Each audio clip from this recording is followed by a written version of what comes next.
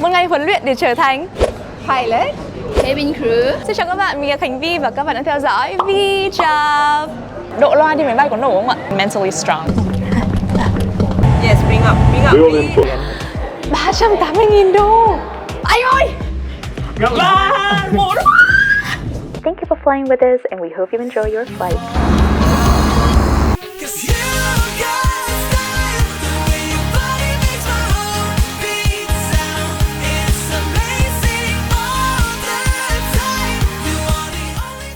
Mình là một người rất đam mê ngành hàng không và nếu như bây giờ mình không làm những công việc của mình thì mình nghĩ là mình sẽ đi học phi công và trở thành một phi công. Yes, bring up. Cho nên mình rất là hay tò mò không biết là quá trình huấn luyện và học tập để trở thành phi công và tiếp viên hàng không như thế nào. Mà đã đi học thì nên đi học hãng quốc tế luôn. AirAsia, hãng hàng không giá rẻ tốt nhất trên thế giới trong vòng 14 năm. Best low cost airlines. Lần này thì sẽ đi du học các bạn ạ. Cơ quan tài trợ cho 2 vé máy bay miễn phí bay thẳng tới Kuala Lumpur, cây nhà là vườn.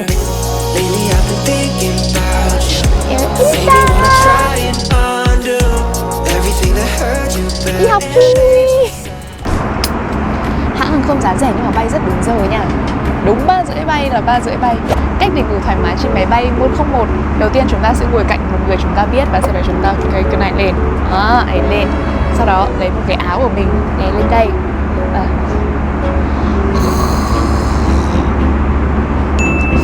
Những mẹo nhỏ trên máy bay mà có thể chúng ta nên biết. Cái này thì gần lên được. Nhưng mà cái này thì cái này có nốt dưới này đó. Kéo lên.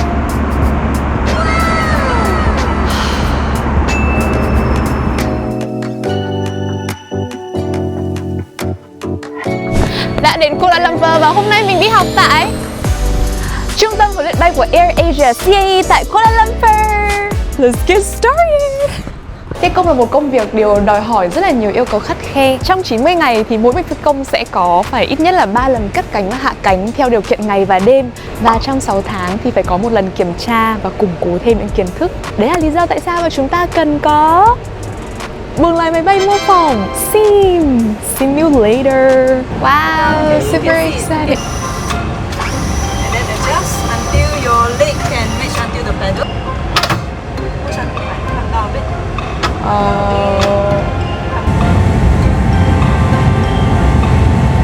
Zero and then yes, bring up a bit, down a bit. Một chiếc máy bay thì thường dao động vài ngàn tỷ thì một cái buồng lái mô phỏng như thế này vài trăm tỷ là nó có xứng đáng đúng không mọi người? Thank you very much. Và ở đây thì các phi công sẽ được huấn luyện cách mà xử lý và cách bay trong những điều kiện thời tiết hay là địa hình khác nhau. Kiểu sim là một cái gì đấy nó rất là cool ngầu ấy.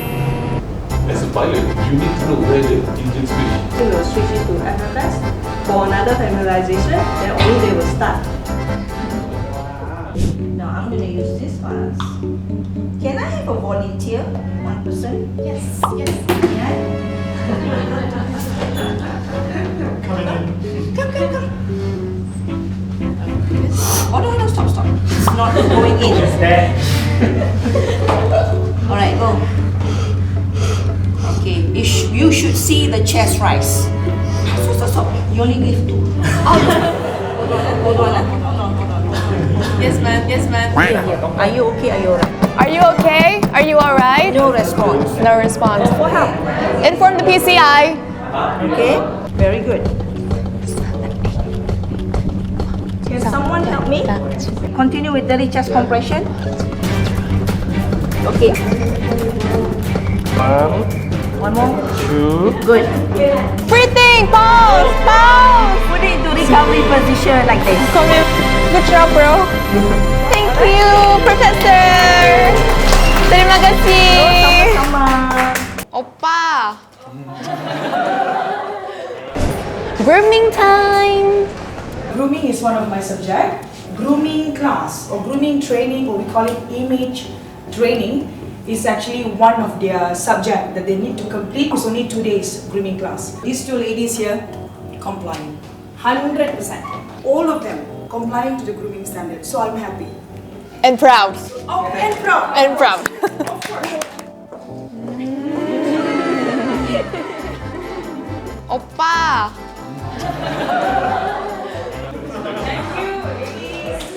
ladies and gentlemen, my instructor in the grooming subject. What would be the first thing I need to know? We will share about the theory part first. The basic things that you must have before you even start doing the makeover. For cabin crew, other airline also practice from 18 to 22 for female. So I pass. Yes, of course. Oh. I can see that. How long have you been in the industry? Well, I joined airline in 1999. 1999. Oh man, that was the year that I was born. Really? Your hands straight like this, and then your body posture will be like this. Okay, straight, chin up, and you up. walk like this. Okay, walk like a queen. Yeah. Hands straight, Yes. chin up, Yes. and walk. Wow, look at that. Yeah. Because you're You like got you're it. so good at like conveying the information and knowledge. Like you're an impressive teacher. Thank you. Wow. You got it, girl. You got it. Good afternoon and welcome to AirAsia Airlines. Today we're flying from Hanoi to Kuala Lumpur. We ask that you stay in your seats with your seatbelt on during the flight. If you have any questions, please let our team know. Thank you for flying with us and we hope you enjoy your flight. Welcome on board. AirAsia. Have a safe flight. Thank you for flying with AirAsia.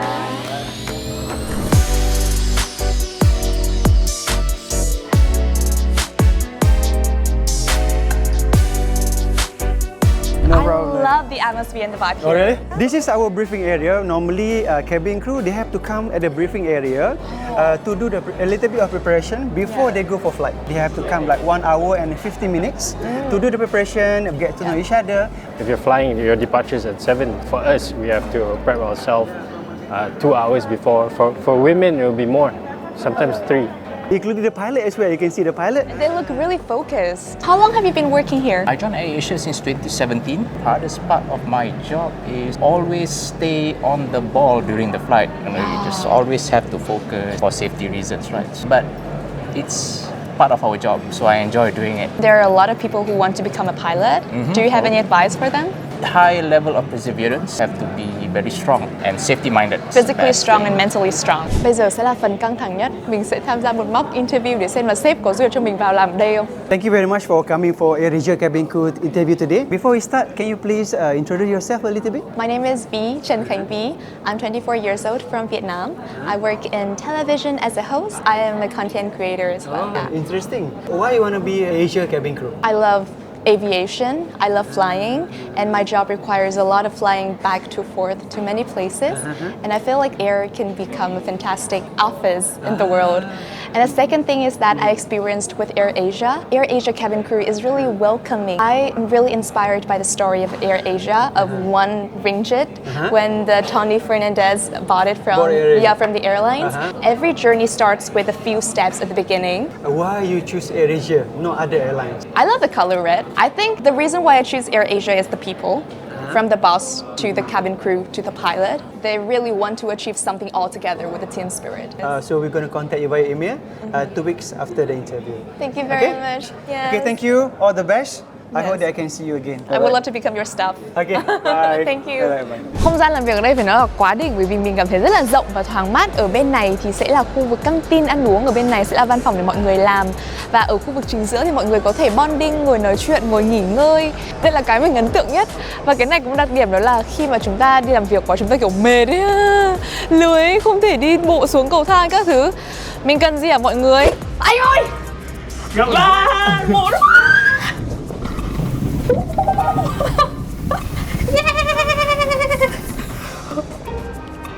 Đi tiếp đi. Đấy là cách mà khi chúng ta quá mệt mỏi và chúng ta không thể nào đi bộ xuống được nữa thì ở văn phòng của AirAsia mình cứ chuyện thôi. Một tour guide của Office Tour của mình, chị Ly Nguyễn đến từ AirAsia. Tony là nhà sáng lập của AirAsia đã quyết định mua lại một cái hãng hàng không đang thua lỗ khoảng tầm 11 triệu đô với cái giá chỉ có 1 ringgit thôi, và ông bắt đầu khởi điểm AirAsia trở thành một cái hãng hàng không giá rẻ, và cho tới thời điểm này là hơn 22 năm vận hành thì AirAsia trở thành một trong những sự thành công có tính biểu tượng của ngành công nghiệp hàng không trên thế giới. Và đây là 14 cái giải thưởng trong vòng 14 năm liên tiếp được treo ở sảnh chính của văn phòng AirAsia RedQ luôn. Tự hào không? Ở đây mọi người gọi chung cái tên chung là On Stars, là nỗ lực cho một cái mục tiêu chung như vậy. Wow. rất là truyền cảm hứng, cho nên để đạt được đỉnh cao khi nào mình cũng phải đi qua thăng trầm, và đấy là phần tất yếu.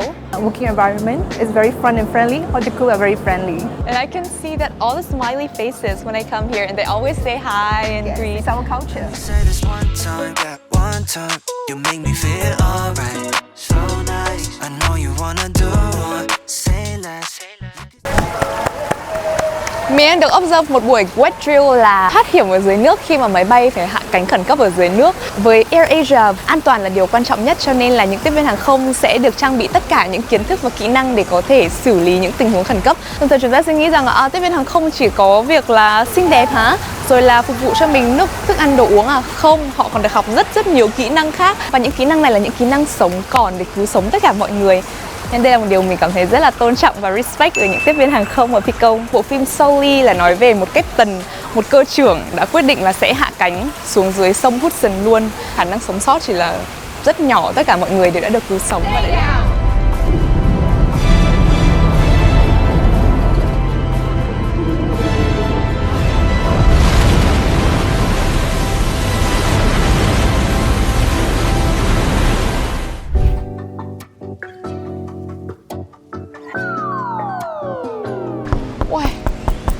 siêu cứng. Welcome. Đây là phòng để training huấn luyện cho cách xử lý với những vấn đề về lửa, flame aviation. Khi lúc nãy thì instructor có chia sẻ với mình là nếu như mà bị cháy thì việc đầu tiên là phải cover cái mũi về cái mặt đã, để mình có thể bảo vệ được cái phổi của mình. Và khi mà mình hít thở ok á, thì mình có tầm nhìn ok thì mình mới biết là đường nào nên đi, nên làm cái gì, nên giúp đỡ cho người khác như thế nào. Mới học một ngày đã cảm thấy mệt lắm rồi. Oh, don't worry, we have Energy Lab. Good afternoon. Can I see your card, please? Is there any special service here? The only special thing here is me. I am finding for a PT personal trainer for me. Actually, we want to work individually here, so I can figure it out for you later. Thank you.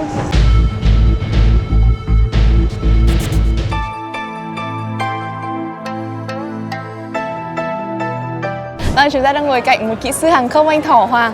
Câu hỏi đầu tiên em muốn dành cho anh đó là độ loa đi máy bay có nổ không ạ? Wow, thật sự là đây là một cái câu hỏi mà anh cũng đã từng nhận được của một bạn nữ. Và khi mới đầu anh nghe về loa thì anh lại tưởng là bạn này đam mê gì đó về kỹ thuật loa đài.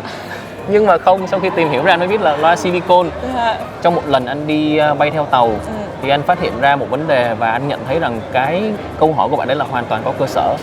Tại vì sao? Hôm mà anh đi bay thì anh hay thường mang theo những cái ly mì để lên máy bay anh ăn.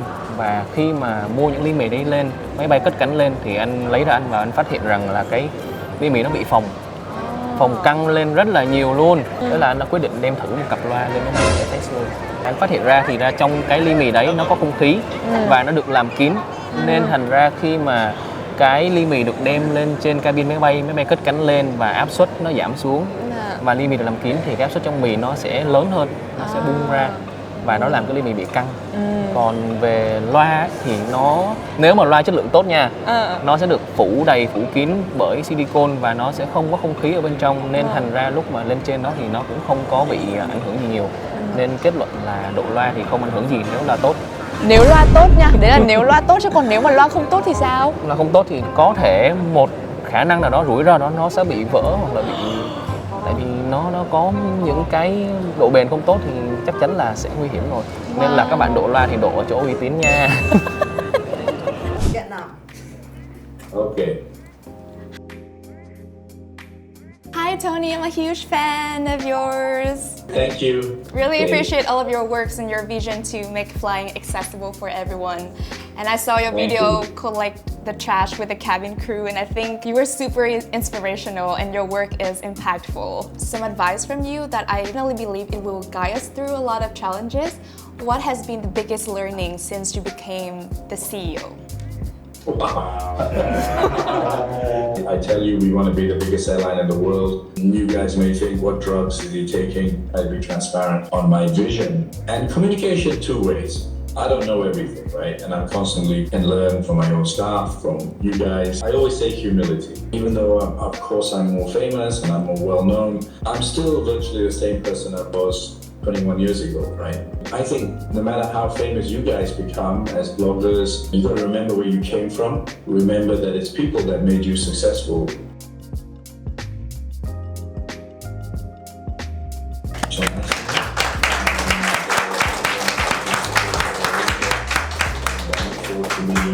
Thank you, Tony, for making people's lives better. Thank you very much. Yeah. Có một điều mình nghĩ là mình sẽ học tập ở các phi công đó chính là cứ 6 tháng thì mọi người sẽ kiểm tra sim một lần, đúng không? Để đảm bảo rằng là cái mind luôn sharp, tức là mình khi nào cũng rất là nhạy bén, sắc bén và luôn luôn trong trạng thái củng cố kiến thức. Nhiều khi mà chúng ta đã quá thuần thục hay thành thạo một kỹ năng gì đó, chúng ta sẽ rất là dễ rơi vào lối mòn chủ quan và mình không cập nhật và mình không tiếp tục củng cố để mình càng ngày càng sắc bén hơn, như kiểu dao khi nào cũng phải liên tục mài ấy. Cho nên mình nghĩ rằng là bất kể một chuyên môn nào cũng thế, chúng ta cứ thử 6 tháng một lần, mình kiểm tra xem, mình reflect lại và mình học lại xem là mình có thể cải thiện thêm một cái gì đấy nữa không. Nhìn chung thì tiếp viên hàng không và phi công được rèn luyện chuẩn bị cho những tình huống mà họ cầu nguyện là sẽ không bao giờ xảy ra.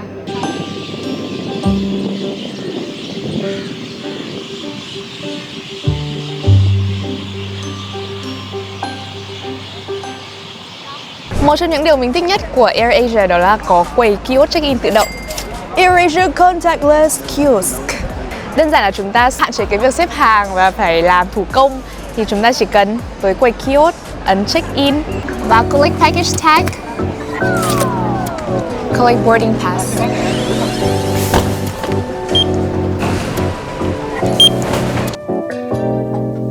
난 단백질을 또 태워도 난 생각 안 나 너의 모습이 또 하나 더 Take it slow baby Go with your Sự anh cũng khá bất ngờ khi không nghĩ rằng ở cái trung tâm CAE lại có một cái mô hình động cơ thật luôn. Thì một lá khoảng 100.000 đô. 100.000 đô một lá mà đây là có 38 lá. 38 lá. Thì anh 380.000 đô.